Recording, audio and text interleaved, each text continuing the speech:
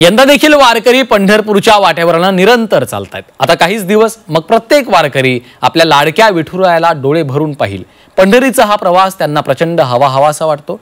या प्रवासामध्ये भक्तिभाव कसा दाटून येतो हेच आपण आनंदवारीत पाहतो।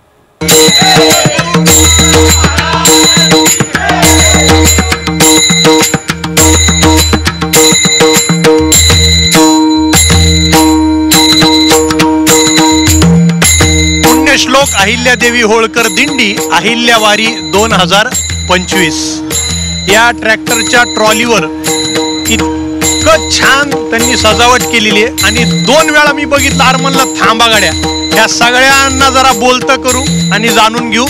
माझ्यासोबत या सगळे अहिल्यादेवी बसल्यात। आहा कुठले आहेत?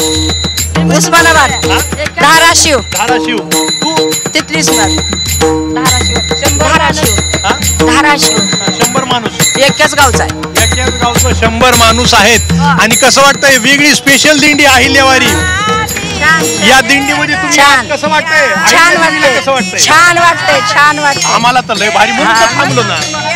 लय भारी, लय भारी कसं वाटतंय? एकच वारी, एकच वारी अहिल्यावारी। अहिल्यावारी। माऊली बोला, तुम्ही ही सजावट केली, संकल्पना तुमची आहे, आमच्या प्रेक्षकांना कळू द्या। पुण्यश्लोक लोकमाता अहिल्यादेवी होळकर यांचं हे त्रिशताब्दी जयंती वर्ष आहे आणि या त्रिशताब्दी जयंती वर्ष आणि श्री संत श्रेष्ठ माऊलींचा पालखी सोहळा हा लागूनच आल्यामुळे हा एक महाराष्ट्राला, देशाला, संत परंपरेला द्विगुणित करणारा आनंद या अहिल्यावारीमधून, या माऊलीच्या वारीमधून आपण या आळंदी पंढरपूर रस्त्यावर साजरी करतोय। लोकमाता पुण्यश्लोक अहिल्यादेवी होळकर यांनी जवळपास 250 वर्षापूर्वी जे देव देश धर्मासाठी जे काम केलेलं आहे त्या कामाच्या विचाराला या वारीच्या माध्यमातून उजाळा मिळावा आणि त्यांचं हे त्रिशताब्दी वर्ष लाखो लोकांपर्यंत या वारीच्या माध्यमातून, आपल्या माध्यमातून पोहोचावं यासाठी पुण्यश्लोक फाउंडेशन पुणे आणि बेंबळी तालुका जिल्हा धाराशिव येथील वारकऱ्यांनी ही अहिल्यावारी काढलेली आहे।